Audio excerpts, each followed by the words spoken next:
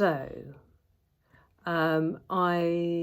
am the oldest of three girls, typical middle class, lower middle class family, very ordinary 1960s, 1970s childhood, lots of dancing and piano playing and no supervision, rather feral, outside a lot.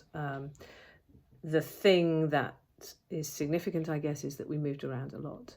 My dad would change his job every 18 months, 2 years, and we would move to another part of the country. So I went to 3 different primary schools. We usually started a couple of weeks into term, so never quite at the beginning. And so I think I learned to move on, let go, and make new friends. And I think I'm still good at that. I know how to do that, even though I'm not a particularly extrovert person. I can make friends and go to a new place. The other thing I think that I remember about the time before I went to boarding school was that there was a lot of tension in my parents' marriage. As the oldest child, I think I was hyper aware of that, and I found it quite disturbing. I was very sensitive to emotion even then, and I had that sense that the adults were not coping, and it didn't feel very safe, not a very safe place to be or a happy place to be. I passed my 11 plus and could have gone to the local middle school, which I'd quite like to have done, but at that point private schools were brought up and I did my common entrance and I got a place offered at two different schools. And I went as a day girl initially, but then the travel was too much for my mum with 2 younger children. So I then went as a boarder in the second term, which I guess was easier for me because I already knew people. What I remember of boarding school, the good things I remember are making a very good friend who introduced me to art. She was quite sophisticated.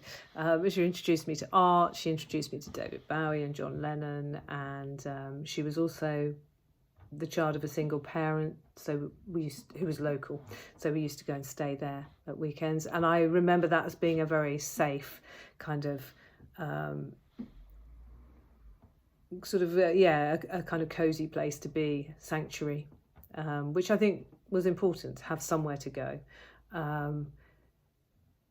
And the other things I remember, school was fine, the work was fine, I didn't mind the work, and gymnastics. I did gymnastics, I was the county champion, I was good at it and I loved it. So I spent a lot of time in the gym, and I think that really kind of saved me from more damage, to be honest.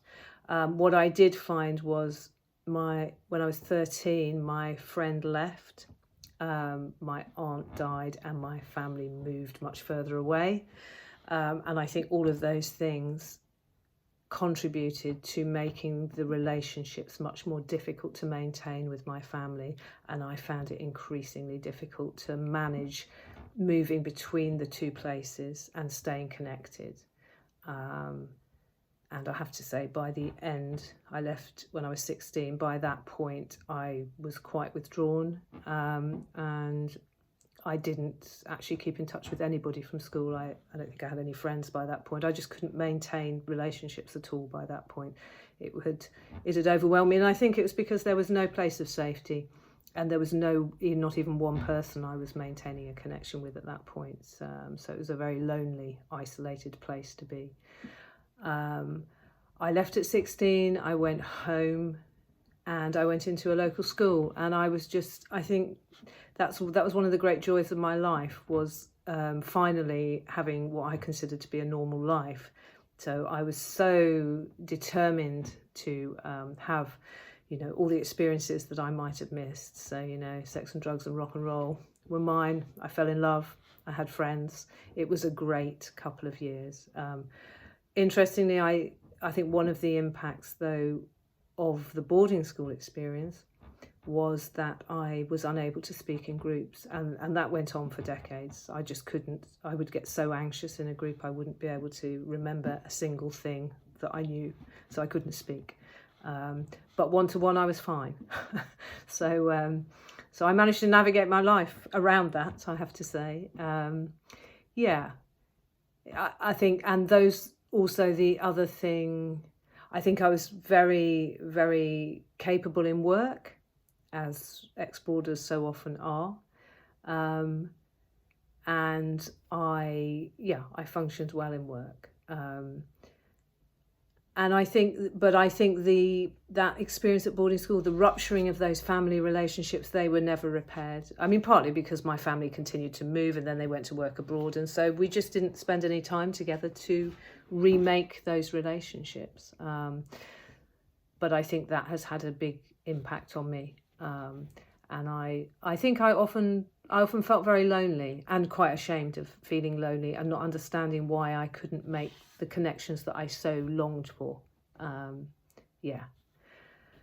So how did I begin to heal from that? Well, I think the first thing was, I went and did a degree and I had a great time, and I experienced all that kind of just having people around me every day. The everyday thing was really good for me.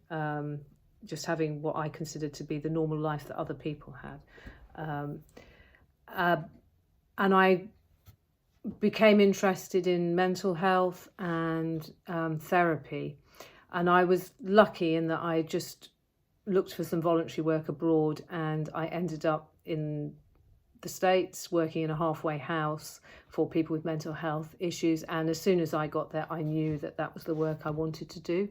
So I was very fortunate that I found my way into the therapy world really early on in my mid-20s.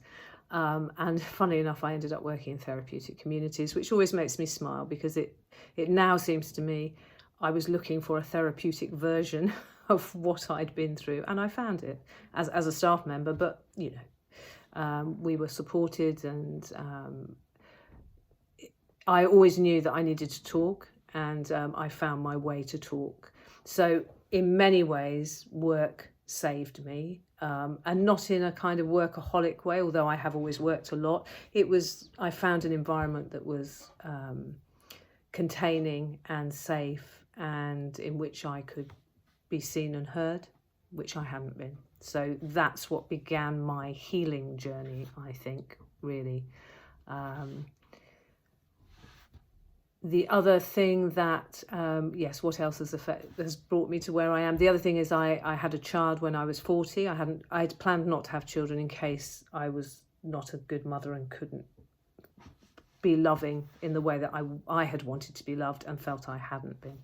And then I changed my mind and was lucky enough to get pregnant very quickly. And when my son arrived, I never felt love like that in my life. It opened up my heart in a way that it had been closed. And I was a single parent from when he was 3. So I learned how to be intimate with someone because I had to be. He had to see me. I had to be myself. So that experience changed my life and gave me an experience of giving love, receiving love, and all the conflict and everything else, the intimacy of living with someone right from the beginning was transformative for me. So he was definitely made a big difference to me. The other things that have helped me are obviously therapy. I've had my own therapy on and off over the years, and really benefited from that. But I think the other thing that's been absolutely key was discovering the boarding school issues, which I had years and years of therapy and never touched on it. And in the last 3 or 4 years, I've really kind of felt it and begun to understand. And the things it made understandable to me were my struggle with intimacy. I didn't understand what was missing and what I was longing for or how to do it. And now I do. And I understand why it's difficult. And I have been lucky enough to have drawn good people around me who I have been able to trust enough with my vulnerability and begin to make that journey towards intimacy. The other area is I have a friend who came back into my life, to whom I write, and the writing has been transformative as well. And this friend has consistently invited me to bring myself and been interested, and that has also transformed my life. And I now do a lot of creative writing, and again, it's an outlet I never realized that was there for me. So yeah. I've gone over my time, sorry. What do I want to do? Hopes and plans, really just to keep on doing the therapy work that I love, to keep good people around me, to keep practicing this intimacy that I'm so late to. And I would like to be increasing, awareness of the impact of the boarding school experience, but also for trauma in general and how it affects people. So yeah, but generally speaking, I'm pretty happy. Okay, that's my lot. Okay.